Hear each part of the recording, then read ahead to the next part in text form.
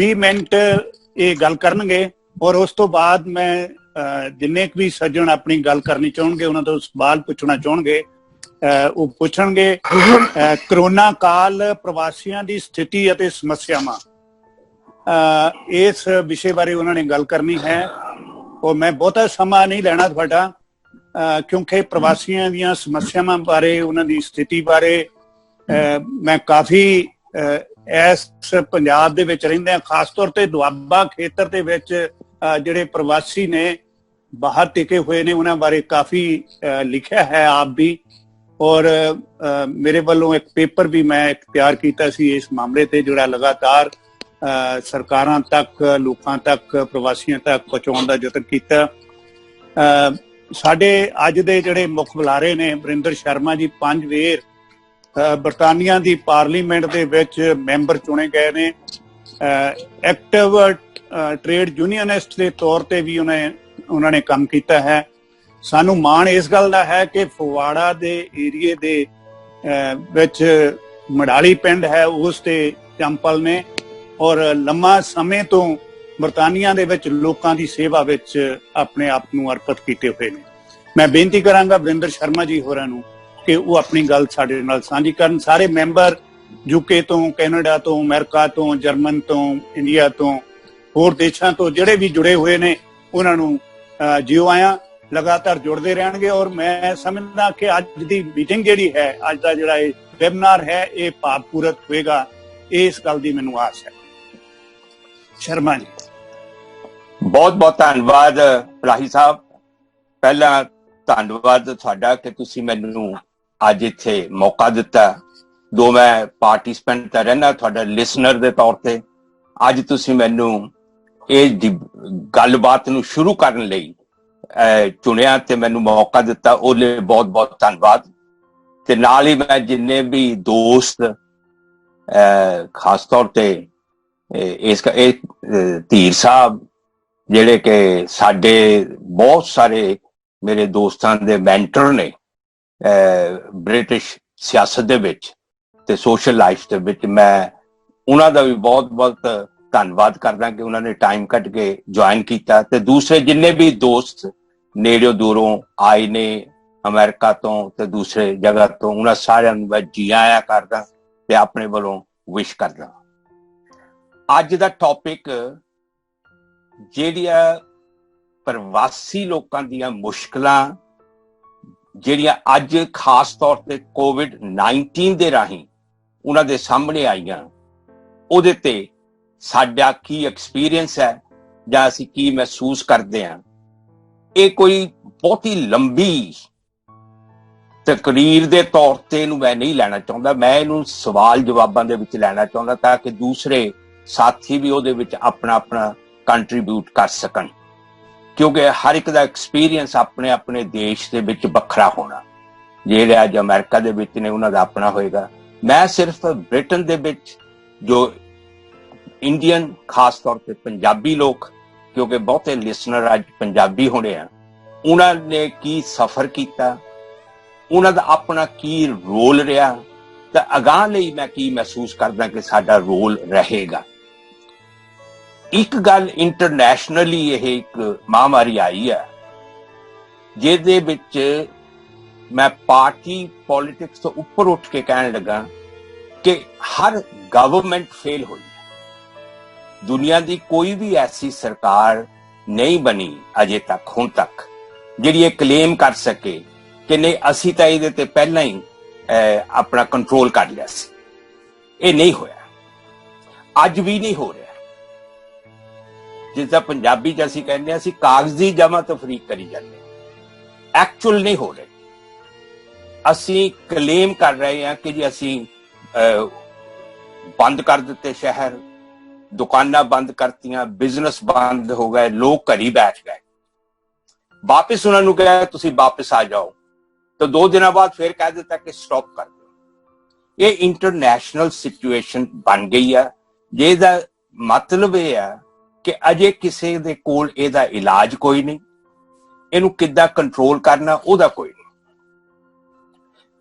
Britain ਦੇ ਵਿੱਚ 2 ਤਰ੍ਹਾਂ ਦੇ ਪੰਜਾਬੀ ਇੱਥੇ ਰਹਿੰਦੇ ਨੇ, ਇੱਕ ਤਾਂ ਜਿਹੜੇ ਬਿਲਕੁਲ ਪਰਮਾਨੈਂਟ ਜਿਨ੍ਹਾਂ ਨੇ ਬ੍ਰਿਟਨ ਨੂੰ ਆਪਣਾ ਮੁਲਕ ਬਣਾ ਲਿਆ, ਜਿਹਦੇ ਵਿੱਚ ਮੈਂ, ਰਣਜੀਤ ਜੀ ਤੇ ਦੂਸਰੇ ਬਹੁਤ ਸਾਰੇ ਸਾਥੀ ਉਹਦੇ ਵਿੱਚ ਆਉਂਦੇ ਆ। ਅਸੀਂ ਆ ਗਏ, ਇੱਥੇ ਕੰਮ ਕਰਦੇ ਆ, ਇੱਥੇ ਹੀ ਰਹਿੰਦੇ ਆ, ਇੱਥੇ ਹੀ ਵੋਟਾਂ ਬਣਾਈਆਂ, ਇੱਥੇ ਦਾ ਹੀ ਸਾਡੀ ਸਿਆਸਤ ਦੇ ਵਿੱਚ, ਇੱਥੇ ਦੀ ਸੋਸ਼ਲ ਲਾਈਫ ਦੇ ਵਿੱਚ ਅਸੀਂ ਇਨਵੋਲਵ ਆ। ਦੂਸਰੇ ਉਹ ਆ ਜਿਹੜੇ ਇੰਡੀਆ ਤੋਂ ਵਿਜ਼ਟਰ ਦੇ ਤੌਰ ਤੇ ਆਏ ਆ ਜਾਂ ਸਟੂਡੈਂਟਸ ਦੇ ਤੌਰ ਤੇ ਆਏ। ਦੋਨਾਂ ਨੂੰ ਵੱਖਰੀ ਵੱਖਰੀ ਕਿਸਮ ਦੀਆਂ ਮੁਸ਼ਕਲਾਂ ਆਈਆਂ। ਜਿਹੜੇ ਤਾਂ ਇੱਥੇ ਪਰਮਾਨੈਂਟ ਰੈਜ਼ੀਡੈਂਟ ਨੇ ਉਹਨਾਂ ਦੀਆਂ ਜੌਬਸ ਨੂੰ ਖਤਰਾ ਹੋਇਆ, ਜਾਂ ਉਹਨਾਂ ਨੂੰ ਘੱਟ ਪੈਸਿਆਂ ਤੇ ਘਰ ਬਿਠਾਇਆ ਗਿਆ, ਉਹਨਾਂ ਨੂੰ ਇਹ ਮੁਸ਼ਕਲ ਆ ਗਈ, ਫਾਈਨੈਂਸ਼ੀਅਲ ਤੇ ਸੋਸ਼ਲ ਵੀ ਆਈ। ਮੈਂ ਉਹਦੇ ਵਿੱਚ ਇੱਕ ਗੱਲ ਜਿਹੜੀ ਸ਼ਾਇਦ ਬਹੁਤੇ ਜਾਂ ਕੁਝ ਲੋਕਾਂ ਨੂੰ ਸ਼ਾਇਦ ਉਹ ਨਾ ਅੱਛਾ ਸਮਝਣ, ਉਹਦੇ ਨਾਲ ਸਾਡੀ ਕਮਿਊਨਿਟੀ ਦੇ ਵਿੱਚ ਡੋਮੈਸਟਿਕ ਵਾਇਲੈਂਸ ਦਾ ਵੀ ਇਨਕਰੀਜ਼ ਹੋਇਆ। ਜਿੱਥੇ ਸਾਨੂੰ ਮੁਸ਼ਕਲਾਂ ਆਈਆਂ ਫਾਈਨੈਂਸ਼ੀਅਲ, ਉੱਥੇ ਘਰੇਲੂ ਮੁਸ਼ਕਲਾਂ ਵੀ ਆਈਆਂ। ਉਹ ਮੈਂ ਬਾਅਦ ਦੇ ਵਿੱਚ ਸਵਾਲ ਜਵਾਬ ਦੇ ਵਿੱਚ ਅਗਰ ਕਿਸੇ ਨੇ ਕਰਨਾ ਹੋਵੇ ਤਾਂ ਮੈਂ ਉਹਦਾ ਜਵਾਬ ਦਾਂਗਾ। ਮੈਨੂੰ ਉਮੀਦ ਹੈ ਕਿ ਧੀਰ ਸਾਹਿਬ ਵੀ ਇਹਦੇ ਵਿੱਚ ਆਪਣਾ ਕੰਟਰੀਬਿਊਟ ਕਰਨਗੇ। ਦੂਸਰਾ, ਸਾਡੇ ਜਿਹੜੇ ਨੌਜਵਾਨ ਪੀੜ੍ਹੀ ਹੈ, ਜਿਹੜੇ ਇੱਥੇ ਜੰਮੇ ਪਲੇ ਇੱਥੇ ਦੇ ਨੇ, ਉਹਨਾਂ ਨੂੰ ਫਿਊਚਰ ਲਈ ਤਕਲੀਫਾਂ ਹੋਣੀਆਂ ਸ਼ੁਰੂ ਹੋ ਗਈਆਂ। ਪੁਲਿਸ ਦਾ ਬਿਹੇਵੀਅਰ ਚੇਂਜ ਹੋਇਆ, ਐਟੀਟਿਊਡ ਜਨਰਲ ਸੋਸ਼ਲ ਲਾਈਫ ਦੇ ਵਿੱਚ ਚੇਂਜ ਹੋਇਆ। ਲੇਕਿਨ ਜਿਹੜੇ ਪ੍ਰੋਫੈਸ਼ਨਲਸ ਸੀ, ਜਿਨ੍ਹਾਂ ਨੂੰ ਅਸੀਂ ਫਰੰਟ ਲਾਈਨ ਸਟਾਫ, ਕੰਸਲਟੈਂਟਸ, ਬੱਸਾਂ ਦੇ ਵਿੱਚ ਡਰਾਈਵਰ, ਹਸਪੀਟਲ ਦੇ ਬਾਅਦ ਨਰਸਾਂ ਤੇ ਦੂਸਰੇ ਸਟਾਫ ਦੇ ਮੈਂਬਰ, ਉਹਨਾਂ ਦੇ ਵਿੱਚ ਅਜੇ ਤਾਂ ਇਹ ਸਾਬਤ ਨਹੀਂ ਹੋ ਸਕਿਆ ਕਿਉਂ, ਲੇਕਿਨ ਬਹੁਤ ਲੋਕਾਂ ਤੇ ਡੈਥਸ ਹੋਈਆਂ, ਮਾਰੇ ਗਏ ਲੋਕ ਇਸ ਬਿਮਾਰੀ ਦੀ ਵਜ੍ਹਾ ਨਾਲ। ਸਾਡੀ ਬਲੈਕ ਕਮਿਊਨਿਟੀਜ਼, ਅਸੀਂ ਜਨਰਲੀ ਕਹਿੰਦੇ ਆ, ਬਲੈਕ ਕਮਿਊਨਿਟੀਜ਼ ਦੇ ਵਿੱਚ ਜਿਹੜਾ ਡੈਥ ਰੇਟ ਹੈ ਉਹ ਕਾਫੀ ਹਾਈ ਹੋਇਆ। ਦੂਸਰੇ ਆ ਗਏ ਜਿਹੜੇ ਇੱਥੇ ਵਿਜ਼ਟਰਸ ਦੇ ਤੌਰ ਤੇ ਆਏ ਹੋਏ ਸੀ, ਬਿਜ਼ਨਸ ਦੇ ਟ੍ਰਿਪ ਤੇ ਆਏ ਹੋਏ ਸੀ, ਸਟੂਡੈਂਟਸ ਇੱਥੇ ਆਏ ਹੋਏ ਸੀ। ਯੂਨੀਵਰਸਿਟੀਜ਼, ਕਾਲਜਸ ਬੰਦ ਹੋ ਗਏ, ਉਹਨਾਂ ਨੂੰ ਕਿਤੇ ਜੌਬਸ ਨਹੀਂ ਸੀ ਮਿਲ ਰਹੀਆਂ। ਅੱਗੇ ਤਾਂ ਪਹਿਲਾਂ 10-12 ਘੰਟੇ 15 ਘੰਟੇ ਕੰਮ ਕਰਕੇ ਆਪਣਾ ਰੋਟੀ ਦਾ ਗੁਜ਼ਾਰਾ ਕਰ ਲੈਂਦੇ ਸੀ, ਉਹਦੇ ਵਿੱਚ ਉਹਨਾਂ ਨੂੰ ਮੁਸ਼ਕਲਾਂ ਆਉਣੀਆਂ ਸ਼ੁਰੂ ਹੋ ਗਈਆਂ, ਕੋਈ ਕੰਮ ਕੋਈ ਨਹੀਂ ਸੀਗੇ, ਉਹਨਾਂ ਤੇ ਪ੍ਰੈਸ਼ਰ ਆਉਣੇ ਸ਼ੁਰੂ ਹੋ ਗਏ। 에ਅਰਲਾਈਨਸ ਤੇ ਦੂਸਰੇ ਆਵਾਜਾਈ ਦਾ ਜਿਹੜੇ ਵੀ ਸਾਧਨ ਸੀਗੇ ਉਹ ਬੰਦ ਹੋ ਗਏ। ਉਹ ਇੱਥੇ ਉਹਨਾਂ ਦੇ ਕੋਲ ਪੈਸਾ ਕੋਈ ਨਹੀਂ, ਨੌਕਰੀ ਕੋਈ ਨਹੀਂ, ਕਿਰਾਇਆ ਦੇਣ ਦਾ ਪੈਸਾ ਕੋਈ ਨਹੀਂ, ਵਾਪਸ ਜਾ ਨਹੀਂ ਸਕਦੇ, ਉਹਦੀ ਮੁਸ਼ਕਲ ਆ ਗਈ। ਤੀਸਰੀ, ਜਿਹੜੇ ਵਿਜ਼ਟਰਸ ਇੱਥੇ ਆਏ ਹੋਏ ਸੀ, ਜਾਂ ਜਿਹਨੂੰ ਅਸੀਂ ਆਮ ਜ਼ੁਬਾਨ ਦੇ ਵਿੱਚ ਕਹਿੰਦੇ ਇਲੀਗਲ ਇਮੀਗ੍ਰੈਂਟ ਸੀਗੇ, ਜਿਹੜੇ ਹੋਮਲੈਸ ਹੋ ਕੇ ਬਾਹਰ ਸੌਂਦੇ ਸੀ, ਜਿਨ੍ਹਾਂ ਕੋਲ ਰਹਿਣ ਦੀ ਜਗ੍ਹਾ ਨਹੀਂ ਸੀ, ਉਹਨਾਂ ਦੀਆਂ ਜਿਹੜੀਆਂ ਮੁਸ਼ਕਲਾਂ ਆਈਆਂ ਕਿ ਉਹਨਾਂ ਦੇ ਇਮੀਗ੍ਰੇਸ਼ਨ ਦੇ ਜੇ ਕੇਸ ਵੀ ਕੀਤੇ ਹੋਏ ਸੀ ਤਾਂ ਉੱਥੇ ਇੱਕ ਕਲੌਜ਼ ਹੈ ਕਿ ਇਹ ਕਿਸੇ ਵੀ ਬੈਨੀਫਿਟਸ ਨਹੀਂ ਲੈ ਸਕਦੇ। ਫਿਰ ਉਹਦੀ ਜੱਦੋ-ਜਹਿਦ, ਉਹਦਾ ਪ੍ਰੈਸ਼ਰ।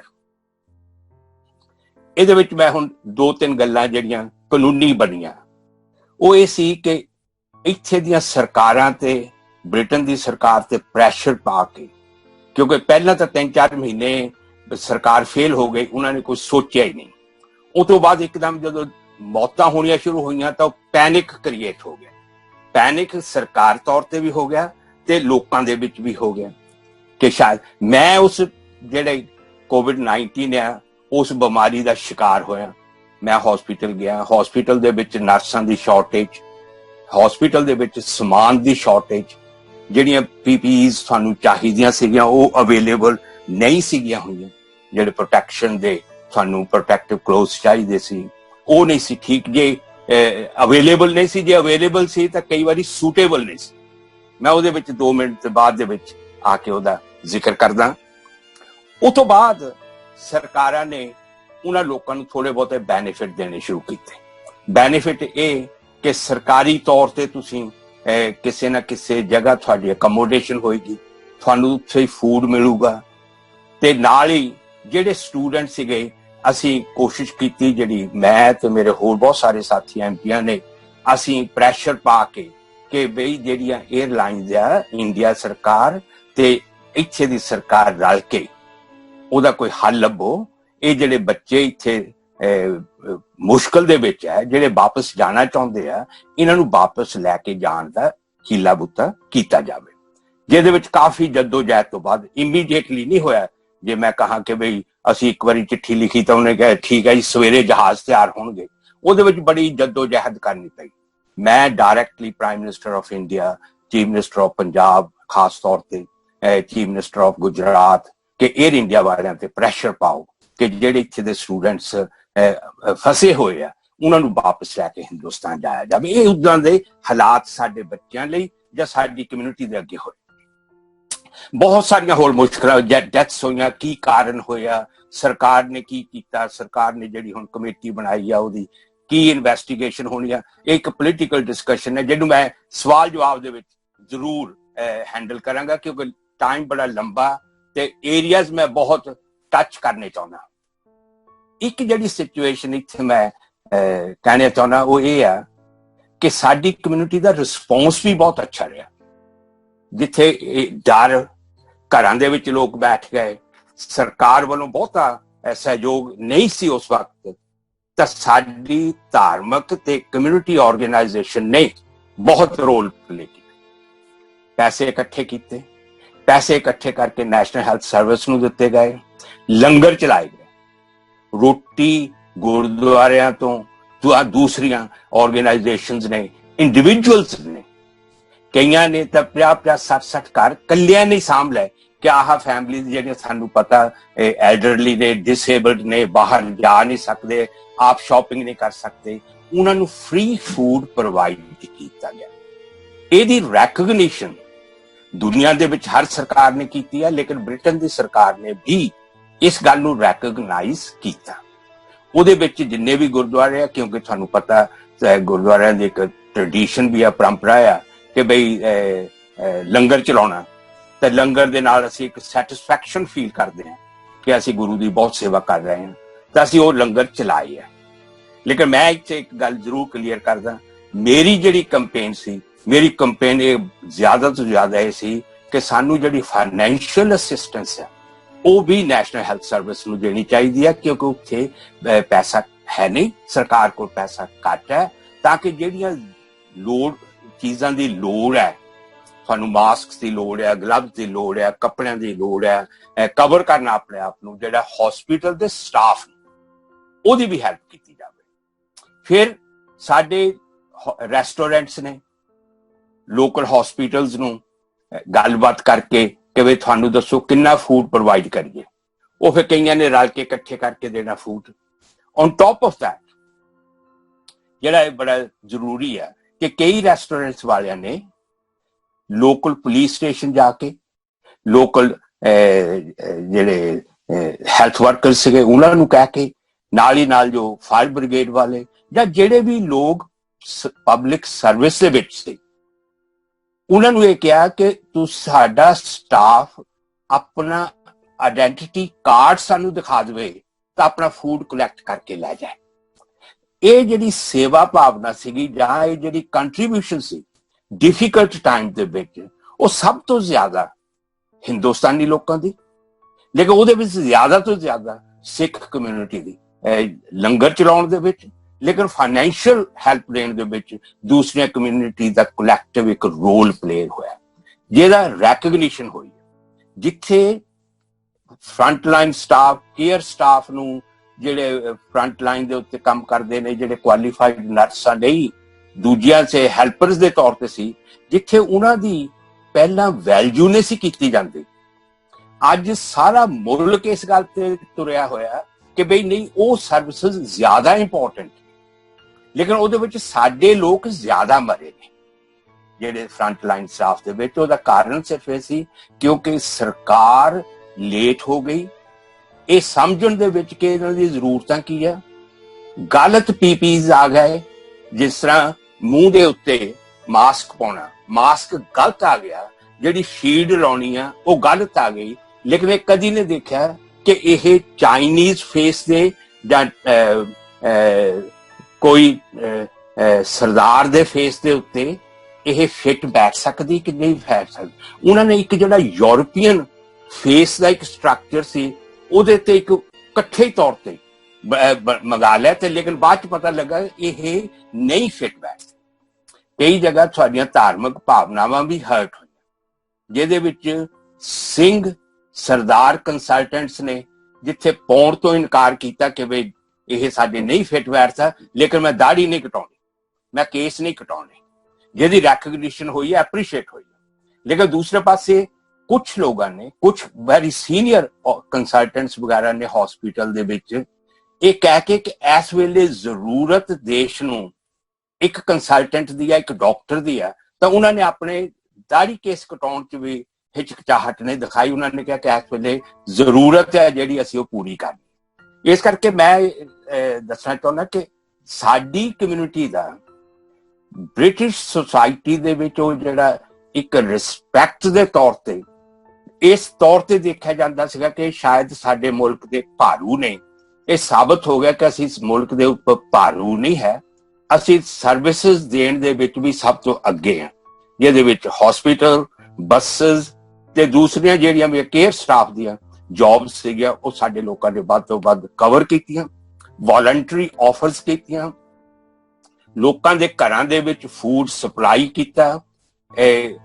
ਇੱਕ ਰੈਸਟੋਰੈਂਟ ਹੈ ਜਿਨ੍ਹਾਂ ਨੇ ਕਾਊਂਟ ਕੀਤਾ ਹੋਇਆ ਸੀ ਕਿ ਕੌਣ ਕਿੰਨਾ ਲੈ ਕੇ ਗਿਆ, ਕੱਲੇ ਦਾ over 25,000 ਫੂਡ ਪ੍ਰੋਵਾਈਡ ਕੀਤੇ ਨੇ। ਹਸਪੀਟਲ ਆਪਣੇ ਗੁਰਦੁਆਰਾ ਸਾਹਿਬ ਨੇ ਜ਼ਿਆਦਾ ਤੋਂ ਜ਼ਿਆਦਾ 2-3 ਹਜ਼ਾਰ ਲੋਕਾਂ ਨੂੰ ਡੇਲੀ ਇੱਕ ਗੁਰਦੁਆਰੇ ਨੇ ਫੂਡ ਸਪਲਾਈ ਕੀਤਾ। ਤੁਸੀਂ ਉੱਥੇ ਜਾਓ, ਹੋਮਲੈਸ ਹੋ ਜਾ ਕੇ ਆਪਣਾ ਲੰਗਰ ਦੀ ਜਿਹੜੀ ਪਰੰਪਰਾ ਹੈ ਉਹਨਾਂ ਨੇ ਬੰਦ ਨਹੀਂ ਹੋਣ ਦਿੱਤੀ, ਉਹ ਸਾਰੇ ਸਰਵਿਸਿਜ਼ ਕੀਤੀ। ਇਸ ਕਰਕੇ ਮੈਂ ਮਹਿਸੂਸ ਕਰਦਾ ਜਿੱਥੇ ਸਾਡੀਆਂ ਬਹੁਤ ਡਿਫਿਕਲਟੀਜ਼ ਆਈਆਂ, ਹੁਣ ਇਸ ਵੇਲੇ ਸਰਕਾਰ ਪਹਿਲਾਂ ਤਾਂ ਇਹ ਟਰਾਈ ਕਰ ਰਹੀ ਹੈ ਆਇਡੈਂਟੀਫਾਈ ਕਰਨ ਲਈ ਕਿ ਏਸ਼ੀਅਨ ਲੋਕ ਜਾਂ ਕਾਲੇ ਲੋਕਾਂ ਦੇ ਵਿੱਚ ਮੌਤਾਂ ਕਿਉਂ ਜ਼ਿਆਦਾ ਹੋਈਆਂ, ਜਿੱਥੇ ਸਾਡੀ ਪੋਪੂਲੇਸ਼ਨ ਘੱਟ ਹੈ। ਲੇਕਿਨ ਜਦੋਂ ਤੁਸੀਂ ਕੰਪੈਰੀਜ਼ਨ ਕਰਦੇ ਹੋ, ਪ੍ਰਪੋਰਸ਼ਨੇਟਲੀ ਚੈੱਕ ਕਰਦੇ ਹੋ, ਤਾਂ ਉਹ ਜਿਹੜੀਆਂ ਡੈਥਸ ਆ ਬਹੁਤ ਜ਼ਿਆਦਾ ਫਿਗਰਸ ਦੇ ਵਿੱਚ ਹੋਈਆਂ। ਨਾਲ ਹੀ ਉਹ ਹੁਣ ਜ਼ਿਆਦਾ ਤੋਂ ਜ਼ਿਆਦਾ ਜਿਹੜੀਆਂ ਸਾਡੀਆਂ ਜ਼ਰੂਰਤਾਂ ਨੇ ਹਸਪੀਟਲ ਜਾਂ ਦੂਜੇ ਕੇਅਰ ਹਸਪੀਟਲ ਦੇ ਵਿੱਚ, ਕੇਅਰ ਹੋਮਸ ਦੇ ਵਿੱਚ, ਉਹਦੇ ਵਿੱਚ ਉਹ ਤੁਹਾਨੂੰ ਜਿਹੜੇ ਜ਼ਿਆਦਾ ਤੋਂ ਜ਼ਿਆਦਾ ਅਵੇਲੇਬਲ ਆ ਸਾਡੇ ਜਿਹੜੇ PPEs ਆ, ਇੰਜੈਕਸ਼ਨ ਦੇ ਜਾਂ ਵੈਕਸੀਨ ਲਈ ਆਕਸਫੋਰਡ ਦੇ ਲੀਡ ਹੋ ਰਹੀ ਆ। ਕਈ ਵਾਰੀ ਖਬਰਾਂ ਆਉਂਦੀਆਂ ਕਿ ਜੀ ਫਲਾਣੇ ਮੁਲਕ ਨੇ ਲੱਭ ਲਿਆ, ਦੂਸਰਾ ਕਹਿੰਦਾ ਨਹੀਂ ਅਜੇ ਨਹੀਂ ਲੱਭਿਆ। ਇਹ ਵੈਕਸੀਨ ਤੇ ਪੂਰੀ ਰਿਸਰਚ ਹੋ ਰਹੀ। ਬ੍ਰਿਟਨ ਇਜ਼ ਨੋਨ ਇਹਦੇ ਲਈ ਕਿ ਬਈ ਇੱਥੇ ਦਾ ਜਿਹੜਾ research and development the area ਹੈ ਉਸ ਦੁਨੀਆ ਦੇ ਅੱਛੇ ਸਟੈਂਡਰਡ ਦੇ ਉੱਤੇ ਆ। ਮੈਂ ਇਹ ਨਹੀਂ ਕਹਿਣਾ ਚਾਹੁੰਦਾ ਕਿ ਟੌਪ ਤੇ ਆ, ਲੇਕਿਨ ਠੀਕ ਸਟੈਂਡਰਡ ਤੇ ਆ, ਰੈਕਗਨਾਈਜ਼ਡ ਹੈ, ਤੇ ਉਹ ਆਕਸਫੋਰਡ ਯੂਨੀਵਰਸਿਟੀ ਵਾਲੇ ਉਹਦੇ ਤੇ ਰਿਸਰਚ ਕਰ ਰਹੇ ਆ। ਹੋਪਫੁਲੀ ਅਸੀਂ ਉਹਦੇ ਵਿੱਚ ਕਾਮਯਾਬ ਹੋ ਜਾਵਾਂਗੇ ਵੈਕਸੀਨ ਲੈਣ ਦੇ ਵਿੱਚ। ਹੁਣ ਜਿਹੜਾ ਟੈਸਟਿੰਗ ਆ ਕਾਫੀ ਹੱਦ ਤੱਕ ਹੋ ਰਹੀ ਆ, ਸਾਡੀ ਲੈਂਗੁਏਜਸ ਦੇ ਵਿੱਚ ਐਡਵਰਟਾਈਜ਼ਮੈਂਟਸ ਹੋ ਰਹੀਆਂ ਲੋਕ, ਤਾਂ ਕਿ ਲੋਕਾਂ ਨੂੰ ਪੂਰੀ ਤੋਂ ਪੂਰੀ ਇਨਫੋਰਮੇਸ਼ਨ ਪ੍ਰੋਵਾਈਡ ਕੀਤੀ ਜਾ ਸਕੇ। ਇਹ ਮੈਂ ਟੱਚ ਕੀਤੇ ਆ ਡਿਫਰੈਂਟ ਫੀਲਡਸ ਕਿ ਕਿੱਥੇ ਸਾਨੂੰ ਮੁਸ਼ਕਲਾਂ ਆਈਆਂ, ਕਿੱਥੇ ਸਾਡਾ ਕੀ ਪੋਜ਼ਿਟਿਵ ਰੋਲ ਰਿਹਾ, ਅਸੀਂ ਇਹਨੂੰ ਫਿਊਚਰ ਦੇ ਵਿੱਚ ਕਿੱਦਾਂ ਦੇਖਦੇ ਹਾਂ। ਉਹ ਮੈਂ ਸਿਰਫ 1 ਮਿੰਟ ਦੇ ਵਿੱਚ ਦੱਸਾਂਗਾ ਕਿ ਫਿਊਚਰ ਦੇ ਵਿੱਚ ਨਵੇਂ ਸਿਰੋਂ ਇਕਨੋਮੀ ਦੇ ਜਿਹੜੀ ਗਲੋਬਲ ਇਕਨੋਮੀ ਆ ਨਵੇਂ ਸਿਰੋਂ ਸੈਟਲ ਹੋਣੀ ਆ। ਸਾਡੇ ਇੱਥੇ ਬ੍ਰਿਟਿਸ਼ ਏਅਰਵੇਜ਼ ਆ, 에ਅਰਪੋਰਟ ਅਥਾਰਟੀ ਆ, ਉੱਥੇ ਤਕਰੀਬਨ 15,000 ਤੋਂ ਉੱਪਰ ਲੋਕਾਂ ਨੂੰ ਰਿਡੰਡੈਂਸੀ ਨੋਟਿਸਸ ਮਿਲ ਚੁੱਕੇ ਨੇ। ਲੋਕਾਂ ਨੂੰ ਘਰਾਂ ਦੇ ਵਿੱਚ ਬਿਠਾ ਦਿੱਤਾ ਜਾਊਗਾ। ਨਵੇਂ ਸਿਰੋਂ ਜਿੱਦਾਂ ਟਰਾਂਸਪੋਰਟ ਦਾ ਸਿਸਟਮ ਇਨਕਰੀਜ਼ ਹੋਊਗਾ, 에ਅਰਪੋਰਟ ਤੋਂ ਪੈਸੇਂਜਰ ਆਉਣੇ ਜਾਣੇ ਸ਼ੁਰੂ ਹੋਣਗੇ, ਫਲਾਈਟਾਂ ਸ਼ੁਰੂ ਹੋ ਜਾਣਗੀਆਂ। ਉਸ ਤੋਂ ਬਾਅਦ ਨਵੇਂ ਸਿਰੋਂ ਜੌਬ, ਮੈਂ ਜਿਹੜੀਆਂ ਸਾਡੀਆਂ ਹਿੰਦੁਸਤਾਨ ਦੀਆਂ ਕੁਰੀਤੀਆਂ ਉਹਨੂੰ ਨਹੀਂ ਕਹਿੰਦਾ, ਮੈਂ ਸਿਰਫ ਇਸ ਵੇਲੇ ਬ੍ਰਿਟਿਸ਼ ਸਰਕਾਰ ਦੀਆਂ ਜਿਹੜੀਆਂ ਬ੍ਰਿਟਿਸ਼ ਲੋਕਾਂ ਦੀ ਜਿਹੜੀ ਸੋਚ ਆ ਰੇਸਿਜ਼ਮ ਦੀ, ਉਹ ਅਜੇ ਵੀ ਇਫੈਕਟਡ ਹੈ। ਮੈਨੂੰ ਡਰ ਹੈ ਕਿ ਆਉਣ ਵਾਲੇ ਵਕਤ ਦੇ ਵਿੱਚ ਸ਼ਾਇਦ ਜੌਬਸ ਦੇ ਵਿੱਚ, ਸਰਵਿਸਿਜ਼ ਦੇ ਵਿੱਚ ਸਾਨੂੰ ਸਟਰਗਲ ਕਰਨੀ ਪਊਗੀ, ਲੇਕਿਨ ਅਸੀਂ ਸਾਰੇ ਵਚਨਬੱਧ ਹਾਂ, ਅਸੀਂ ਉਹਦੇ ਤੇ ਪਹਿਰਾ ਦੇ ਰਹੇ ਹਾਂ ਔਰ ਪੂਰੀ ਹੱਦ ਤੱਕ ਆਪਣੇ ਲੋਕਾਂ ਦੀ, ਖਾਸ ਤੌਰ ਤੇ ਸੁਸਾਇਟੀ ਦੇ ਵਿੱਚ ਅੱਛਾ ਵਾਤਾਵਰਨ ਪੈਦਾ ਕਰਨ ਲਈ ਆਪਣਾ ਰੋਲ ਪਲੇ ਕਰਾਂਗੇ। ਇੰਨਾ ਹੀ ਕਹਿੰਦਾ ਤੇ ਬਾਕੀ ਮੈਂ ਸਵਾਲ ਜਵਾਬ ਤੇ ਜਾਂ ਜਿਹੜੇ ਮੇਰੇ ਦੋਸਤ ਕੰਟਰੀਬਿਊਟ ਕਰਨੇ ਉਹਨਾਂ ਨੂੰ ਸੁਣਾਂਗਾ ਤੇ ਨਾਲ ਹੀ ਅਗਰ ਕੋਈ ਮੇਰੇ ਤੇ ਜੋ ਸਵਾਲ ਹੋਊਗਾ ਤਾਂ ਉਹਦਾ ਜਵਾਬ ਦੇਣ ਦੀ ਕੋਸ਼ਿਸ਼ ਜ਼ਰੂਰ ਕਰੂੰਗਾ। ਬਹੁਤ ਬਹੁਤ ਧੰਨਵਾਦ। ਬਹੁਤ ਮਿਹਰਬਾਨੀ ਸ਼ਰਮਾ ਜੀ। ਮੈਂ ਬੇਨਤੀ ਕਰਾਂਗਾ ਵੱਖ ਵੱਖਰੇ ਵਕਤਿਆਂ ਨੂੰ ਕਿ ਉਹ 2-2 4-4 ਮਿੰਟ ਲਈ ਆਪਣੀ ਗੱਲ ਕਰਨ। ਇਹ ਗੱਲ ਜਿਹੜੀ ਸ਼ਰਮਾ ਜੀ ਨੇ ਕੀਤੀ ਹੈ ਕਿ ਰੇਸ਼ਿਜ਼ਮ ਦਾ ਹਾਲੇ ਵੀ ਸਾਨੂੰ ਉਨਾ ਹੀ ਖਤਰਾ ਹੈ ਜਿੰਨਾ ਕੁਝ ਸਮਾਂ ਪਹਿਲਾਂ ਸੀ। ਖਾਸ ਤੌਰ ਤੇ ਬਰਤਾਨੀਆ ਦੇ ਸੰਦਰਭ ਵਿੱਚ ਉਹਨਾਂ ਨੇ ਗੱਲ ਕੀਤੀ ਹੈ। ਮੈਂ ਕੇਰ ਸ਼ਰੀਫ ਉਹਨਾਂ ਨੂੰ ਬੇਨਤੀ ਕਰਾਂਗਾ ਕਿ ਉਹ ਆਪਣੀ ਗੱਲ ਕਰਨ, ਕਿਉਂਕਿ ਕਰੋਨਾ ਕਾਲ ਦੇ ਸਮੇਂ ਦੇ ਵਿੱਚ ਉਹ ਇੰਡੀਆ ਵਿੱਚ ਸੀ ਤੇ ਉਹਨਾਂ ਨੂੰ ਕਾਫੀ ਇੱਥੇ ਰਹਿ ਕੇ ਮੁਸ਼ਕਲਾਂ ਦਾ ਸਾਹਮਣਾ ਵੀ ਕਰਨਾ ਪਿਆ ਤੇ ਜਰਮਨੀ ਵਿੱਚ ਕਿਹੋ ਜਿਹੀ ਸਥਿਤੀ ਹੈ ਇਸ ਬਾਰੇ ਵੀ ਉਹ ਗੱਲ ਕਰਨ। ਕੇਰ ਸ਼ਰੀਫ ਜੀ ਜਰਮਨ ਤੋਂ। ਪਹਿਲਾਂ ਤਾਂ ਜੀ ਸਾਰਿਆਂ ਨੂੰ ਪਿਆਰ ਭਰੀ ਸਤਿ ਸ੍ਰੀ ਅਕਾਲ। ਤੇ ਜਿਹੜਾ ਤੁਹਾਡਾ ਕਾਲਮ ਵੀ ਇਸ ਮੰਚ ਦਾ ਇਹ ਜਿਹੜਾ ਇਕੱਠ ਕਰਨਾ ਇਸ ਮੰਚ ਤੇ ਬਹੁਤ ਵਧੀਆ ਯਤਨ ਹੈ। ਤੇ ਅੱਜ ਅਸੀਂ ਜਿਵੇਂ ਸਾਡੇ ਸ਼ਰਮਾ ਜੀ ਤੇ ਧੀਰ ਹੋਣੀ ਜਾਣਦੇ ਹੈ, ਇਹਨਾਂ ਦੇ ਮੁਲਕ 'ਚ ਪੂਰਨ ਸਿੰਘ ਹੋਣੀ ਹੁੰਦੇ ਸਨ। ਉਹਨਾਂ ਨੇ ਲਿਖਿਆ ਕਿ ਅੱਜ ਅਸੀਂ ਜਿਹੜੀ ਦੁਨੀਆ 'ਚ ਰਹਿ ਰਹੇ ਹਾਂ ਉਹ ਵਿਗਿਆਨ ਦੀ ਸਾਜੀ ਦੁਨੀਆ ਹੈ ਤੇ ਅਸੀਂ ਵਿਗਿਆਨ ਦੇ ਥੜੇ ਤੇ ਬੈਠ ਕੇ ਗੱਲ ਕਰ ਰਹੇ ਹਾਂ। ਇਹ ਜਿਹੜੀ ਤੁਸੀਂ ਇੰਡੀਆ ਦੀ ਗੱਲ ਕੀਤੀ ਹੈ, ਉੱਥੇ ਸਾਨੂੰ ਬੜੀ ਨਿਰਾਸ਼ਾ ਹੋਈ ਜਿਸ ਵੇਲੇ ਅਸੀਂ ਸੀਗੇ ਤੇ ਉਹਦੇ ਤਕਲੀਫਾਂ ਵੀ ਆਈਆਂ, ਕਿਉਂਕਿ ਜਿਹੜੇ ਸਾਡੇ ਰਹਿਬਰ ਨੇ ਪੰਜਾਬ ਦੇ, ਉਹਨਾਂ 'ਚ ਕੁਝ ਉਜੜ ਕਿਸਮ ਦੇ ਲੋਕ ਵੀ ਨੇ ਜਿਨ੍ਹਾਂ ਨੇ ਬਾਹਰੋਂ ਗਿਆ ਨੂੰ ਪੰਜਾਬੀਆਂ ਨੂੰ ਇਹ ਕਿਹਾ ਕਿ ਇਹਨਾਂ ਦੇ ਅਸੀਂ ਪਾਸਪੋਰਟ ਖੋਲਣੇ ਆ, ਅਸੀਂ ਇਹਨਾਂ ਦਾ ਆਹ ਕਰ ਦਿਆਂਗੇ ਉਹ ਕਰ ਦਿਆਂਗੇ। ਉਹ ਮੈਂ ਤੁਹਾਨੂੰ ਦੱਸਿਆ ਵੀ ਸੀਗਾ, ਜਦੋਂ ਕਿ ਉਹ ਬੜੀ ਮਾੜੀ ਗੱਲ ਸੀਗੀ। ਨਾ ਉਹਨਾਂ ਲੋਕਾਂ ਨੂੰ ਇਹ ਪਤਾ ਵੀ ਪਾਸਪੋਰਟ ਦਿੰਦਾ ਕੌਣ ਹੈ, ਨਾ ਉਹਨਾਂ ਨੂੰ ਇਹ ਪਤਾ ਖੋਹਦਾ ਕੌਣ ਹੈ। ਦੂਜੀ ਗੱਲ ਜਿਹੜੀ ਹੈ, ਜਿਹੜੀ ਬਹੁਤ ਸਾਰੇ ਲੋਕਾਂ ਨੂੰ ਸਮੱਸਿਆ ਆਈ ਹੈ ਜਿਹੜੇ ਉੱਥੇ ਗਏ ਹੋਏ ਸਨ, ਕਿ ਉਹਨਾਂ ਨੇ ਬਹੁਤ ਸਾਰੇ ਲੋਕਾਂ ਨੇ 에ਅਰ ਇੰਡੀਆ ਦੀਆਂ ਟਿਕਟਾਂ ਖਰੀਦੀਆਂ, ਉਹ ਚਲੇ ਗਏ। ਜਦੋਂ ਵਾਪਸ ਆਏ ਨੇ ਉਹ ਆਪਣੀਆਂ ਟਿਕਟਾਂ ਖਰੀਦ ਕੇ, ਕੋਈ ਕਿਸੇ ਮੁਲਕ ਦੀ 에ਅਰਲਾਈਨ ਆਇਆ, ਕੋਈ ਕਿਸੇ ਮੁਲਕ ਦੀ 에ਅਰਲਾਈਨ ਆਇਆ, ਆਪਣੇ ਪੈਸੇ ਦੇ ਕੇ। ਤੇ 에ਅਰ ਇੰਡੀਆ ਵੱਲੋਂ ਅਜੇ ਤੱਕ ਮੈਂ ਬਹੁਤ ਸਾਰੇ ਲੋਕਾਂ ਨਾਲ ਗੱਲ ਕੀਤੀ ਜਿਹੜੇ 에ਅਰ ਇੰਡੀਆ ਰਾਹੀਂ ਗਏ ਸੀਗੇ ਇੰਡੀਆ ਨੂੰ, ਵੱਖੋ ਵੱਖਰੇ ਮੁਲਕਾਂ ਦੇ, ਸਾਡੇ ਇੱਥੇ ਵੀ, ਉਹ ਲੋਕਾਂ ਨੂੰ ਪੈਸੇ 에ਅਰ ਇੰਡੀਆ ਅਜੇ ਜਵਾਬ ਹੀ ਨਹੀਂ ਦੇ ਰਿਹਾ ਕਿ ਉਹਨਾਂ ਨੇ ਮੋੜਨੇ ਵੀ ਹੈ ਕਿ ਨਹੀਂ ਮੋੜਨੇ। ਜਦੋਂ ਅਸੀਂ ਵਾਪਸ ਆਏ ਹਾਂ ਉਹਦੇ ਵਿੱਚ ਵੀ 에ਅਰਲਾਈਨਾਂ ਦੀ ਲੁੱਟ ਸ਼ਾਮਲ ਹੈ। ਮੈਂ ਆਪਣੇ ਤੌਰ ਤੇ ਕਹਿਣਾ, ਅਸੀਂ 42,000 ਰੁਪਇਆ ਦਿੱਤਾ ਇੱਥੇ ਆਉਣ ਦਾ ਹਾਲੈਂਡ ਦੀ 에ਅਰਲਾਈਨ ਨੂੰ, ਤੇ 60 ਦੂਜੇ ਦਿਨ ਅਸੀਂ 19 ਨੂੰ ਆਏ ਆ, 19 ਅਪ੍ਰੈਲ ਨੂੰ, ਤੇ 21 ਅਪ੍ਰੈਲ ਨੂੰ ਜਿਹੜੇ ਆਏ ਆ ਉਹਨਾਂ ਨੇ 1,62,60 ਤੋਂ ਲੈ ਕੇ 80% ਤੱਕ ਉਹਨਾਂ ਦੀ ਵੇਜ ਬੈਠਿਆਂ ਨੂੰ ਮਿਲ ਰਹੀ ਹੈ। ਉਹ ਰੋਟੀ ਤੋਂ ਨਹੀਂ ਮਰਦੇ, ਇਸ ਕਰਕੇ ਕੋਈ ਐਡਾ ਦੀ ਖਾਸ ਗੱਲ ਨਹੀਂ। ਪਰ ਦੂਜੇ ਪਾਸੇ ਜਿਹੜੇ ਸਮਝੌਤੇ ਹੋ ਰਹੇ ਆ ਉਹ ਇੰਡੀਆ ਦੇ ਵੀ ਹੈ ਤੇ ਐਸ ਸਰਕਾਰ ਦੇ ਵੀ ਹੈ। ਹਥਿਆਰ ਖਰੀਦਣ ਦੀਆਂ ਵੱਧ ਤੋਂ ਵੱਧ ਕੋਸ਼ਿਸ਼ਾਂ ਹੋ ਰਹੀਆਂ ਨੇ, ਜਿਹਦੇ ਚ ਪਤਾ ਨਹੀਂ ਕਿੰਨੇ ਕੁ ਅਰਬਾਂ ਰੁਪਈਏ, ਅਰਬਾਂ ਡਾਲਰ ਤੇ ਅਰਬਾਂ ਯੂਰੋ ਖਰਚ ਦਿੱਤੇ ਜਾਣੇ ਆ। ਪਰ ਇਥੋਂ ਜਿਹੜੇ ਲੋਕ ਸੁਚੇਤ ਹੈ ਉਹ ਇਸ ਗੱਲ ਕਰਕੇ ਲੋਕਾਂ ਨੂੰ ਸੁਚੇਤ ਕਰ ਰਹੇ ਆ ਵੀ ਭਾਈ ਦੇਖੋ, ਇਸ ਵੇਲੇ ਲੋੜ ਹੈ ਸਾਡੀ ਸਿਹਤ ਸੇਵਾ ਜਿਹੜੀ ਹੈ, ਸਾਡੀ ਸਿੱਖਿਆ ਤੇ ਸਾਡੇ ਕੰਮਾਂ ਨੂੰ ਬਚਾਉਣ ਦੀ ਲੋੜ ਹੈ। ਪਰ ਸਰਕਾਰਾਂ ਜਿਹੜੀਆਂ ਆ ਉਹ ਹਥਿਆਰ ਖਰੀਦਣ ਤੇ ਪੈਸਾ ਖਰਚਣ ਲਈ ਜ਼ੋਰ ਲਾ ਰਹੀਆਂ। ਇਹਨੂੰ ਬਚਾਇਆ ਜਾਣਾ ਚਾਹੀਦਾ। ਇਹ ਭਾਰਤ 'ਚ ਵੀ ਹੋ ਰਿਹਾ, ਕਿਉਂਕਿ ਭਾਰਤ ਇਸ ਵੇਲੇ ਬਹੁਤ ਪੈਸਾ ਖਰਚ ਰਿਹਾ ਹੈ ਤੇ ਆਪਣਾ ਹਥਿਆਰ ਖਰੀਦੇ ਜਾਣ। ਆਪਾਂ ਨੂੰ ਜਿਹੜੀਆਂ ਸਾਰੀਆਂ ਸਮੱਸਿਆਵਾਂ ਨੇ ਉਹਨਾਂ ਨੂੰ ਲੈ ਕੇ ਲੋਕਾਂ ਨੂੰ ਘੱਟੋ ਘੱਟ ਸੁਚੇਤ। ਦੂਜੀ ਗੱਲ, ਸਾਡੀ ਜਿਹੜੀ ਭਾਈਚਾਰਕ ਸਾਂਝ ਹੈ ਉਹਨੂੰ ਤੋੜਨ ਲਈ ਸੋਸ਼ਲ ਡਿਸਟੈਂਸਿੰਗ ਦਾ ਇੱਕ ਸ਼ਬਦ ਵੀ ਘੜਿਆ ਗਿਆ। ਇਹਦਾ ਆਪਾਂ ਸਾਰੇ ਵਿਰੋਧ ਕਰਦੇ ਹਾਂ ਤੇ ਸਾਨੂੰ ਸਰੀਰਕ ਤੌਰ ਤੇ ਥੋੜਾ ਜਿਹਾ ਦੂਰ ਰਹਿਣਾ ਪੈਣਾ ਹੈ, ਪਰ ਸਾਡੀ ਸਮਾਜਿਕ ਜਿਹੜੀ ਸਾਂਝ ਹੈ ਉਹਨੂੰ ਤਾਂ ਅਸੀਂ ਪਹਿਲਾਂ ਨੂੰ ਤਕੜਿਆ ਕਰਨਾ, ਇੱਕ ਦੂਜੇ ਦਾ ਹਾਲ ਪੁੱਛਣਾ, ਇੱਕ ਦੂਜੇ ਦੀ ਮਦਦ ਕਰਨੀ ਹੈ ਸਾਨੂੰ। ਇਸ ਕਰਕੇ ਇਹ ਜਿਹੜੀ ਭਾਸ਼ਾ ਦੇ ਤੌਰ ਤੇ ਸਾਡੇ ਨਾਲ ਖੇਲ ਕੀਤਾ ਜਾ ਰਿਹਾ, ਇਹਨੂੰ ਵੀ ਸਾਡੇ ਬੁੱਧੀਜੀਵੀਆਂ ਨੂੰ ਸਮਝ ਕੇ ਤੁਹਾਡਾ ਇਹ ਚੰਗਾ ਯਤਨ ਹੈ ਕਿ ਤੁਸੀਂ ਜਿਹੜਾ ਇਸ ਮੰਚ ਵੱਲੋਂ, ਮੇਰਾ ਖਿਆਲ ਮੀਡੀਆ ਵੱਲੋਂ ਸਿਰਫ ਜਿਹੜੇ ਕਾਲਮ ਵੀ ਇਸ ਮੰਚ ਹੈ ਇਹੀ ਇਸ ਵੇਲੇ ਪੰਜਾਬ 'ਚ ਸਰਗਰਮ ਹੈ, ਜਿਹੜਾ ਮੀਡੀਆ ਦੀ ਆਪਣਾ ਜਿਹੜਾ ਰੋਲ ਹੈ ਬਣਦਾ ਉਹ ਨਿਭਾਉਣ ਦਾ ਯਤਨ ਵੀ ਕਰ ਰਿਹਾ। ਤੇ ਉਹਦੇ ਬਾਰੇ ਸਾਡੇ ਸਾਰਿਆਂ ਨੂੰ ਇਕੱਠਿਆਂ ਕਰਕੇ, ਜਿਵੇਂ ਅੱਜ ਬੈਠੇ ਸਾਰਿਆਂ ਮੁਲਕਾਂ ਦੇ 5-6 ਮੁਲਕਾਂ ਦੇ ਲੋਕ ਬੈਠੇ ਨੇ ਤੇ ਉਹ ਸਾਰੇ ਸੁਣ ਰਹੇ ਨੇ, ਦੱਸ ਰਹੇ ਨੇ। ਸਾਨੂੰ ਯਤਨ ਕਰਨਾ ਚਾਹੀਦਾ ਕਿ ਅਸੀਂ ਆਪਣੀ ਪੰਜਾਬੀ ਦੀ ਰੋਹ ਰੀਤ, ਜਿਹੜੀ ਕਿ ਸਰਬੱਤ ਦੇ ਭਲੇ ਦੀ ਰੀਤ ਹੈ, ਉਹਨੂੰ ਅੱਗੇ ਵੀ ਤੋਰੀਏ, ਦੂਜਿਆਂ ਤੱਕ ਵੀ ਲਿਜਾਈਏ। ਜਿਹੜੀਆਂ ਸਮੱਸਿਆਵਾਂ ਉਹਨਾਂ ਨੂੰ ਆਪਾਂ ਸਾਂਝੀਆਂ ਕਰਕੇ ਉਹਨਾਂ ਲਈ ਕੋਈ ਸਾਂਝੇ ਹੱਲ ਪੇਸ਼ ਕਰਨ ਦਾ ਯਤਨ ਕਰੀਏ। ਦੂਜੀ ਗੱਲ, ਇੱਕ ਮੈਂ ਆਖਰੀ ਕਹਿਣੀ ਜੀ ਤੁਹਾਨੂੰ NRI ਸਭਾ ਬਾਰੇ। NRI ਸਭਾ ਜਿਹੜੇ ਸਾਡੇ ਪ੍ਰਵਾਸੀ ਨੇ ਉਹਨਾਂ ਨਾਲ ਬੜੀ ਖੇਲ ਕਰਦੀ ਹੈ, ਬਹੁਤ ਖੇਲ ਕਰਦੀ ਹੈ ਤੇ ਇਹ ਤਮਾਸ਼ਾ ਬੰਦ ਹੋਣਾ ਚਾਹੀਦਾ ਉਹਨਾਂ ਵੱਲੋਂ। ਉਹ ਤਮਾਸ਼ਾ ਕਰਦੇ ਨੇ, ਉਹਨਾਂ ਕੋਲੇ ਬੜਾ ਸਰਮਾਇਆ ਹੈ। ਮੈਂ ਉੱਥੇ NRI ਸਭਾ ਨਾਲ ਵੀ ਗੱਲ ਕੀਤੀ ਕਿ ਭਾਈ ਜਿਹੜੇ ਇੱਥੇ ਲੋਕ ਬੈਠੇ ਨੇ, ਹਰਿਆਣੇ ਦਾ ਇੱਕ ਮੰਤਰੀ ਸੀਗਾ, ਉਹਨੇ ਸਾਨੂੰ ਬੜੀਆਂ ਗਾਲਾਂ ਵੀ ਕੱਢੀਆਂ। ਮੈਂ ਉਹਨਾਂ ਨੂੰ ਦੱਸਿਆ ਵੀ ਉਹਦਾ ਵੀ ਕੋਈ ਇਲਾਜ ਕਰੋ, ਕੋਈ ਮੁੱਖ ਮੰਤਰੀ ਨਾਲ ਗੱਲ ਕਰੋ, ਮੁੱਖ ਮੰਤਰੀ ਨਾਲ ਹਰਿਆਣਾ ਨਾਲ ਗੱਲ ਕਰੇ, ਪਰ ਉਹਨਾਂ ਨੇ ਕੁਝ ਨਹੀਂ ਕੀਤਾ। ਉਹ ਬੈਠੇ ਆਪਣੀ ਅਯਾਸ਼ੀ ਉੱਥੇ ਕਰ ਰਹੇ ਆ। ਮੇਰੇ ਖਿਆਲ 'ਚ ਇਸ NRI ਸਭਾ ਬਾਰੇ ਵੀ ਦੁਬਾਰਾ ਸੋਚਣਾ ਚਾਹੀਦਾ ਹੈ। ਬਸ ਇੰਨੀ ਗੱਲ ਕਹਿਣੀ ਹੈ ਜੀ। ਬਹੁਤ ਔਰ ਸੱਚੀ ਮੁੱਚੀ ਸਰਕਾਰਾਂ ਵੱਖਰੀ ਕਿਸਮ ਦਾ ਖੇਲ ਖੇਲ ਰਹੀਆਂ ਨੇ। ਇਸ ਸੰਬੰਧ ਦੇ ਵਿੱਚ ਗੱਲ ਲੋਕਾਂ ਤੱਕ ਲਿਆਉਣੀ ਚਾਹੀਦੀ ਹੈ। ਮੈਂ ਰਣਜੀਤ ਧੀਰ ਜੀ ਹੋਰਾਂ ਨੂੰ ਬੇਨਤੀ ਕਰਾਂਗਾ ਕਿ ਉਹ ਆਪਣੀ ਗੱਲ ਸਾਡੇ ਨਾਲ ਸਾਂਝੀ ਕਰਨ। ਰਣਜੀਤ ਧੀਰ ਜੀ ਯੂਕੇ ਤੋਂ। ਬਹੁਤ ਹੀ ਡਿਟੇਲ ਦੇ ਵਿੱਚ ਜਾ ਕੇ ਬਰਤਾਨੀਆ ਦੀ ਜਿਹੜੀ ਹਾਲਤ ਹੈ ਜਾਂ ਜਿਹੜੇ ਇੱਥੇ ਸਾਡੇ ਭਾਰਤੀ ਜਾਂ ਪੰਜਾਬੀ ਨੇ ਉਹਨਾਂ ਦੀ ਸਥਿਤੀ ਤੇ ਕਿਸ ਤਰ੍ਹਾਂ ਅਸਰ ਹੋਇਆ, ਉਹਨਾਂ ਨੇ ਬਹੁਤ ਸੋਹਣੇ ਤਰੀਕੇ ਦੇ ਨਾਲ ਬੜਾ ਵਿਸਥਾਰ ਨਾਲ ਦੱਸਿਆ।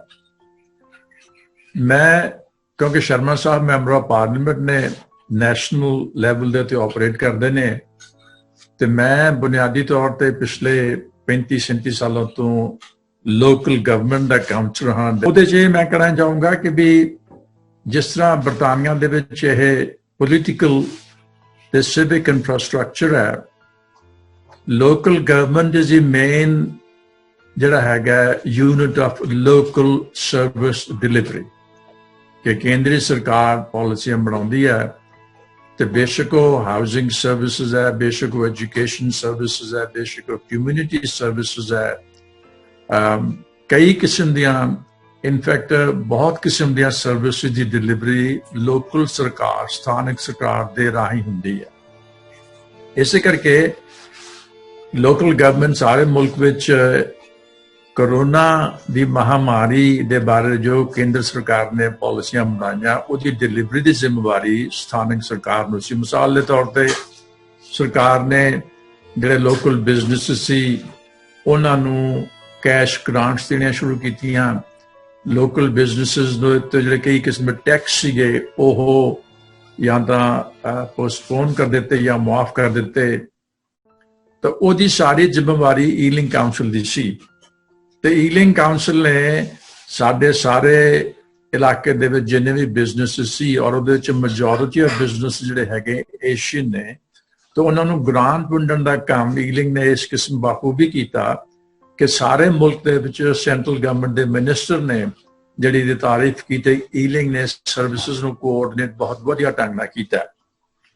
ਇੱਥੋਂ ਤੱਕ ਕਿ ਈਲਿੰਗ ਕਾਉਂਸਲ ਨੇ ਇੱਕ ਆਪਣੀ ਡਿਸਕ੍ਰੈਸ਼ਨਰੀ ਗ੍ਰਾਂਟ ਸਕੀਮ ਵੀ ਬਣਾਈ ਕਿ ਜਿਹੜੇ ਬਿਜ਼ਨਸਿਸ ਨੂੰ ਸੈਂਟਰਲ ਗਵਰਨਮੈਂਟ ਦੀ ਗ੍ਰਾਂਟ ਮਿਲਣ ਦੀ ਕੋਈ ਆਸ ਨਹੀਂ, ਉਹਨਾਂ ਵਾਸਤੇ 10,000 ਪਾਉਂਡ ਦੀ ਕੈਸ਼ ਗ੍ਰਾਂਟ ਜਿਹੜੀ ਹੈ ਈਲਿੰਗ ਕਾਉਂਸਲ ਨੇ ਆਪਣੇ ਵੱਲੋਂ ਸ਼ੁਰੂ ਕੀਤੀ, ਜਿਹੜੇ ਕਿ ਜਿਹਦਾ ਸਾਰਿਆਂ ਨੂੰ ਜ਼ਿਆਦਾ ਫਾਇਦਾ ਏਸ਼ੀਅਨ ਕਮਿਊਨਿਟੀ ਨੂੰ ਹੋ ਰਿਹਾ ਹੈ। ਕਿਉਂਕਿ ਏਸ਼ੀਅਨ ਕਮਿਊਨਿਟੀ ਵਿੱਚ ਬਹੁਤ ਜ਼ਿਆਦਾ ਲੋਕ ਜਿਹੜੇ ਹੈਗੇ ਨੇ ਸੈਲਫ ਇੰਪਲੋਇਡ ਨੇ, ਘਰੋਂ ਬੈਠੇ ਕੰਮ ਕਰਦੇ ਨੇ, ਛੋਟੇ ਛੋਟੇ ਬਿਜ਼ਨਸਿਸ ਨੇ, ਕਾਰਨਰ ਸ਼ਾਪਸ ਨੇ, ਜਿਨ੍ਹਾਂ 'ਚ ਬਹੁਤ ਤਕੜਾ ਸਰਮਾਇਆ ਨਹੀਂ ਲੱਗਿਆ ਹੁੰਦਾ, ਲੇਕਿਨ ਦੇ ਪ੍ਰੋਵਾਈਡ ਵੈਰੀ ਵਾਈਟਲ ਸਰਵਿਸਿਜ਼। ਉਹਦਾ ਬੜਾ ਫਾਇਦਾ ਹੋਇਆ। ਇਸੇ ਤਰ੍ਹਾਂ ਈਲਿੰਗ ਕਾਉਂਸਲ ਨੇ ਇੱਕ ਐਸੀ ਸੰਸਥਾ ਬਣਾ ਦਿੱਤੀ ਈਲਿੰਗ ਟੂਗੈਦਰ, ਜਿਹਦੇ ਵਿੱਚ local government, police, national health services ਤੇ ਕਮਿਊਨਿਟੀ ਗਰੁੱਪਸ ਨੂੰ ਨਾਲ ਇਕੱਠਾ ਕਰਕੇ ਸਾਰੀਆਂ ਪਾਲਿਸੀਜ਼ ਨੂੰ ਜਿਹੜਾ ਹੈਗਾ ਉਹ ਕੋਆਰਡੀਨੇਟ ਕੀਤਾ। ਸ਼ਰਮਾ ਸਾਹਿਬ ਨੇ ਦੱਸਿਆ ਹੀ ਪਹਿਲਾਂ ਕਿ ਸਾਡੀ ਕਮਿਊਨਿਟੀ ਨੇ ਕਿੰਨਾ ਵਧੀਆ ਢੰਗ ਨਾਲ ਸਰਵਿਸਿਜ਼ ਦੇ ਵਿੱਚ ਕੋਆਰਡੀਨੇਟ ਸੀ, ਸਿਰਫ ਨਹੀਂ ਕੀਤਾ ਸਗੋਂ ਕੰਟਰੀਬਿਊਟ ਕੀਤਾ। ਗੁਰਦੁਆਰਿਆਂ ਦਾ ਰੋਲ ਖਾਸ ਕਰਕੇ ਸਲਾਮਯੋਗ ਹੈ ਕਿ ਗੁਰਦੁਆਰਿਆਂ ਦੇ ਰੋਲ ਕਰਕੇ ਸਾਰੇ ਮੁਲਕ ਦੇ ਵਿੱਚ ਪ੍ਰਸ਼ੰਸਾ ਹੋਈ ਹੈ। ਅੰਗਰੇਜ਼ਾਂ ਨੇ ਵੀ ਦੇਖਿਆ ਕਿ ਕਿਵੇਂ ਗੁਰਦੁਆਰੇ ਦੇ ਵੋਲੰਟੀਅਰਸ ਵੈਨਾਂ ਲੈ ਕੇ ਲੋਕੈਲਿਟੀਜ਼ ਵਿੱਚ ਜਾ ਕੇ ਉਹਨਾਂ ਨੇ ਲੋਕਾਂ ਨੂੰ ਕਿਹਾ ਕਿ ਜਿਹਨੂੰ ਖਾਣੇ ਦੀ ਲੋੜ ਆ ਉਹ ਬਾਹਰ ਆਪਣੇ ਲਿਖ ਕੇ ਲਾ ਦੇਵੇ ਜਾਂ ਬੇਸ਼ੱਕ ਥੋੜਾ ਆਪਣੇ ਘਰ ਦੇ। ਸੋ ਇਹ ਬੜੀ ਪ੍ਰਸ਼ੰਸਾ ਹੋਈ ਹੈ। ਇਸੇ ਤਰ੍ਹਾਂ ਹੀ ਸਾਡੇ ਕਈ ਰੈਸਟੋਰੈਂਟ ਦੇ ਮਾਲਕ ਸੀਗੇ ਇੱਥੇ ਆਪਣੇ ਮਸਜਿਦ ਦੇ, ਤਾਂ ਉਹਨਾਂ ਨੇ ਵੀ ਸ਼ਰਮਾ ਸਾਹਿਬ ਨੇ ਉਹਨਾਂ ਦੀ ਬੜੀ ਸੋਹਣੀ ਤਾਰੀਫ ਵੀ ਕੀਤੀ ਹੈ, ਜਿਹੜੀ ਕਿ ਬਹੁਤ ਅੱਛੀ ਗੱਲ ਹੈ। ਸਾਡੇ ਕਮਿਊਨਿਟੀ ਵਿੱਚੋਂ ਵੋਲੰਟੀਅਰਸ ਬਹੁਤ ਸੀਗੇ। ਸਾਡੇ ਆਪਣੇ ਹੇਜ਼ ਦੇ ਵਿੱਚ ਇੱਕ ਕਾਉਂਸਲਰ ਨੇ ਜਗਜੀਤ ਸਿੰਘ ਹੋਣੀ, ਉਹ ਮੈਰਾਥਨ ਰਨਰ ਨੇ। ਉਹਨਾਂ ਨੇ ਨਾ ਸਿਰਫ ਫੰਡ ਇਕੱਠੇ ਕੀਤੇ, ਕਈ ਉਹਨਾਂ ਨੇ ਲੋਕਾਂ ਦੇ ਬਜ਼ੁਰਗਾਂ ਦੇ ਘਰਾਂ ਦੇ ਟੈਲੀਫੋਨ ਕਰ ਕਰਕੇ ਪੁੱਛਿਆ ਕਿ ਤੁਹਾਨੂੰ ਜੇ ਦਵਾਈਆਂ ਦੀ ਲੋੜ ਹੈ, ਫੂਡ ਪਾਰਸਲ ਦੀ ਲੋੜ ਹੈ ਤੇ ਉਹ ਘਰੇ ਖੁਦ ਡਿਲੀਵਰ ਕਰਦੇ ਰਹੇ। ਸਾਡੇ ਦੋਸਤ ਨੇ ਤੇ ਗੁਰਪਾਲ ਸਿੰਘ ਉਹ ਰਾਈਟਰ ਨੇ ਪੰਜਾਬੀ ਦੇ, ਉਹਨਾਂ ਦੀ ਬੇਟੀ ਸਵਰਾਜ ਕੌਰ ਨੇ 1 ਲੱਖ ਪਾਉਂਡ ਇਕੱਠਾ ਕੀਤਾ। ਉਹਨਾਂ ਦਾ ਬੇਟਾ ਹੈਗਾ ਕੰਸਲਟੈਂਟ ਡਾਕਟਰ ਹੈ, ਤੇ ਉਹਨਾਂ ਨੇ ਆਪਣੀਆਂ ਜਾਨਾਂ ਨੂੰ ਖਤਰੇ 'ਚ ਪਾ ਕੇ ਇਹ ਕੰਮ ਕੀਤੇ। ਲਾਸਟ 1-2 ਪੁਆਇੰਟ ਮੈਂ ਇਹ ਕਹੂੰਗਾ ਭਲਾਈ ਸਾਹਿਬ ਕਿ ਇਸ ਗੱਲ ਦਾ ਸਹੀ ਚਰਚਾ ਹੋਇਆ ਹੈ ਕਿ ਬਰਤਾਨੀਆ ਵਿੱਚ ਖਾਸ ਕਰਕੇ ਜਿਹੜੀਆਂ ਐਥਨਿਕ ਮਾਈਨੋਰਿਟੀਜ਼ ਨੇ, ਏਸ਼ੀਅਨ ਲੋਕ ਨੇ, ਕੈਰੀਬੀਅਨ ਮੂਲ ਦੇ, ਅਫਰੀਕੀ ਮੂਲ ਦੇ ਲੋਕਾਂ ਦੇ ਉੱਤੇ ਇਸ ਮਹਾਮਾਰੀ ਦਾ ਜ਼ਿਆਦਾ ਅਸਰ ਹੋਇਆ ਹੈ। ਔਰ ਉਹ ਮੈਂ ਸਮਝਦਾ ਹਾਂ ਕਿ ਉਹਦੇ ਰੀਜ਼ਨ ਵੀ ਉਹੀ ਕਲਾਸ ਬੇਸਡ ਰੀਜ਼ਨਸ ਨੇ ਕਿ ਸਾਡੇ ਬੰਦੇ ਜਿਹੜੇ ਪੰਜਾਬੀ ਜਾਂ ਏਸ਼ੀਅਨ ਜਾਂ ਕੈਰੀਬੀਅਨ ਜਾਂ ਅਫਰੀਕੀ ਲੋਕ ਨੇ ਉਹ ਸਰਵਿਸ ਸੈਕਟਰ ਦੇ ਵਿੱਚ ਬਹੁਤ ਕੰਮ ਕਰਦੇ। ਮਿਸਾਲ ਦੇ ਤੌਰ ਤੇ ਜਿਹੜੇ ਤੇ ਬਿਰਧ ਆਸ਼ਰਮ ਨੇ, ਕੇਅਰ ਹੋਮ ਜਿਹਨੂੰ ਕਹਿੰਦੇ ਆ, ਜਿੱਥੇ ਕਿ ਸਾਰਿਆਂ ਨਾਲੋਂ ਜ਼ਿਆਦਾ ਮਹਾਮਾਰੀ ਫੈਲੀ ਤੇ ਬਹੁਤ ਮੌਤਾਂ ਹੋਈਆਂ, ਉੱਥੇ ਕੇਅਰਰਸ ਦਾ ਕੰਮ ਜਿਹੜਾ ਹੈ ਕਿ ਬਿਰਧਾਂ ਨੂੰ ਨਵਾਉਣਾ ਧਵਾਉਣਾ, ਉਹਨਾਂ ਦਾ ਮੰਜਾ ਬਿਸਤਰਾ ਸਾਫ਼ ਕਰਨਾ, ਸਫਾਈ ਕਰਨੀ, ਉਹ ਬੜਾ ਲੋ ਇਨਕਮ ਕੰਮ ਹੈ। ਔਰ ਉਹਦੇ ਵਿੱਚ ਜਿਵੇਂ ਅਸੀਂ 50 ਸਾਲ 60 ਸਾਲ ਆ ਕੇ ਪਹਿਲਾਂ ਗੰਦੇ ਭਾਰੇ ਕੰਮ ਕੀਤੇ, ਤੇ ਉਹ ਕੰਮ ਵੀ ਅੱਜ ਕੌਣ ਕਰਦਾ ਹੈ? ਸ਼੍ਰੀਲੰਕਾ ਤੋਂ ਆਏ ਲੋਕ ਨੇ, ਸੋਮਾਲੀਆ ਤੋਂ ਆਏ ਲੋਕ ਨੇ, ਫਿਲੀਪੀਨਸ ਤੋਂ ਆਈਆਂ ਔਰਤਾਂ ਨੇ। So they were more exposed to that disease in the care homes. ਇਸੇ ਤਰ੍ਹਾਂ ਹੀ ਬੱਸ ਡਰਾਈਵਰ, ਸਾਡੇ ਅੰਡਰਗਰਾਊਂਡ ਡਰਾਈਵਰਸ ਨੇ, ਆ ਜਿਹੜੇ ਪਾਰਸਲਸ ਘਰੋਂ ਘਰੀ ਡਿਲੀਵਰ ਹੁੰਦੇ ਨੇ, ਸਾਡੇ ਲੋਕ ਜਿਹੜੇ ਹੈਗੇ ਆ ਲੋ ਇਨਕਮ ਜੌਬ ਜਿਹੜੀਆਂ ਕਿ ਵਿਚ are more exposed to this virus, ਉਹ ਕਰਦੇ ਨੇ। ਇਸ ਕਰਕੇ ਮੌਤਾਂ ਹੋਣ ਦਾ ਜ਼ਿਆਦਾ ਇੱਕ ਵੱਡਾ ਕਾਰਨ ਹੈ। ਦੂਜਾ ਕਾਰਨ ਦੇ ਨਾਲ ਇਹ ਲੱਗਦਾ ਹੈ ਕਿ ਸਾਡੇ ਲੋਕ ਹਲੇ ਵੀ ਜਿਹੜਾ ਹੈ for a variety of reason ਜਿਹੜੀਆਂ ਲੋ ਇਨਕਮ ਜੌਬ ਦੇ ਵਿੱਚ ਸਟਕ ਨੇ, ਤੇ ਉਹਨਾਂ ਦੇ ਘਰ ਵੀ ਇਹਨੇ ਖੁੱਲੇ ਨਹੀਂ ਗਏ, ਗਾਰਡਨ ਨਹੀਂ ਹੈਗੇ, ਵੱਡੀਆਂ ਫੈਮਲੀਜ਼ ਨੇ, ਤੇ ਉਹ ਇਹ ਇਸ ਕਰਕੇ ਜਿਹੜੀ ਬਿਮਾਰੀ ਆ, this is also a disease of poverty. ਜਿਹੜੇ ਅਮੀਰ ਲੋਕ ਨੇ ਜਿਨ੍ਹਾਂ ਦਾ 2 ਏਕੜ ਦਾ ਗਾਰਡਨ ਹੈ, ਜਿਹਦੇ ਕੋਲ ਸਵਿਮਿੰਗ ਪੂਲ ਹੈ, ਜਿਹਨਾਂ ਕੋਲ ਖੁੱਲਾ ਖਰਚਣ ਨੂੰ ਸੋਹਣਾ ਖਾਣ ਨੂੰ ਹੈ, ਉਹਨਾਂ ਤੋਂ ਉਹਨਾਂ ਅਸਰ ਨਹੀਂ ਹੋਇਆ ਜਿੰਨੇ ਕਿ ਲੋ ਇਨਕਮ ਗਰੁੱਪਸ ਉੱਤੇ ਹੋਇਆ। ਇਨਫੈਕਟ ਜਦੋਂ ਪਹਿਲਾਂ ਆંકੜੇ ਆਉਣੇ ਸ਼ੁਰੂ ਹੋਏ ਤਾਂ ਮਾਰਚ ਦੇ ਅਖੀਰ ਔਰ ਅਪ੍ਰੈਲ ਦੇ ਸ਼ੁਰੂ ਦੇ ਵਿੱਚ ਪਹਿਲੇ 10 ਡਾਕਟਰ ਜਿਨ੍ਹਾਂ ਦੀ ਮੌਤ ਹੋਈ, ਉਹਨਾਂ ਦੇ ਵਿੱਚੋਂ 9 ਜਿਹੜੇ ਸੀਗੇ on non European ethnic group C, Hindustani, Pakistani, Caribbean ਤੇ ਅਫਰੀਕੀ। ਇਸ ਕਰਕੇ ਇਨ ਮੈਨੀ ਵੇਜ਼ ਕਿ ਇਸ ਵਾਇਰਸ ਦੇ ਨਾਲ ਸੋਸਾਇਟੀ ਦੇ ਜਿਹੜੇ ਇਨਇਕੁਆਲਿਟੀਜ਼ ਹੈ ਉਸ ਤੋਂ ਜ਼ਿਆਦਾ ਐਕਸਪੋਜ਼ ਹੋਈਆਂ। ਔਰ that is why people are now saying ਕਿ ਇਨ post COVID-19 world we really have to address inequalities of income, inequalities of housing, inequalities of educational achievement. ਇੱਕ ਫਾਈਨਲ ਗੱਲ ਮੈਂ ਕਹੂੰਗਾ ਕਿਉਂਕਿ ਮੈਂ ਕੇ ਸ਼ਰੀਫਰ ਨੂੰ ਜਾਣਦਾ, ਬੜੇ ਨੇਕ ਇਨਸਾਨ ਨੇ। ਅਸੀਂ ਇਹਨਾਂ ਕੋਲੇ ਕਈ ਸਾਲ ਪਹਿਲਾਂ ਜਰਮਨੀ ਚ ਇਹਨਾਂ ਕੋਲ ਗਏ ਸੀ, ਇਹਨਾਂ ਨੇ ਸਾਡੀ ਬੜੀ ਸੇਵਾ ਕੀਤੀ, ਇਹਨਾਂ ਦੇ ਘਰ ਵੀ ਰਹੇ। ਜਿਹੜੀ ਗੱਲ ਇਹਨਾਂ ਨੇ ਸੋਸ਼ਲ ਡਿਸਟੈਂਸਿੰਗ ਦੀ ਕਹੀ ਹੈ, ਔਰ ਇਟ ਲੁਕਸ ਕਿ ਵੀ ਇਹ ਸੋਸ਼ਲ ਡਿਸਟੈਂਸਿਸ ਦੀ ਆਲੋਚਨਾ ਕਰ ਰਹੇ ਨੇ, ਤੇ ਮੈਂ ਸਮਝਦਾ ਹਾਂ ਕਿ ਅਸੀਂ ਸਾਰੇ ਜਿਹੜੇ ਨਾ ਸੈਕੂਲਰ ਨਜ਼ਰੀਏ ਦੇ, ਰੈਸ਼ਨਲ ਨਜ਼ਰੀਏ ਦੇ ਸੋਚਵਾਨ ਬੰਦੇ ਆ, ਤਾਂ ਸੋਸ਼ਲ ਡਿਸਟੈਂਸਿੰਗ ਜਿਹੜੇ ਹੈਗੇ ਆ, ਇਹਦਾ ਮਤਲਬ ਫਿਜ਼ੀਕਲ ਸੋਸ਼ਲ ਡਿਸਟੈਂਸਿੰਗ ਹੀ ਹੈ, ਤਾਂ ਕਿ in order to stop this spread of this infection. ਇਹਦੇ ਵਿੱਚ ਕਿਸੇ ਸਰਕਾਰ ਦਾ, ਕਿਸੇ ਏਜੰਸੀ ਦਾ ਕੋਈ ਐਸਾ ਏਜੰਡਾ ਨਹੀਂ ਹੈ ਕਿ ਸਾਡੀ ਭਾਈਚਾਰਕ ਸਾਂਝ ਨੂੰ ਤੋੜਿਆ ਜਾਵੇ।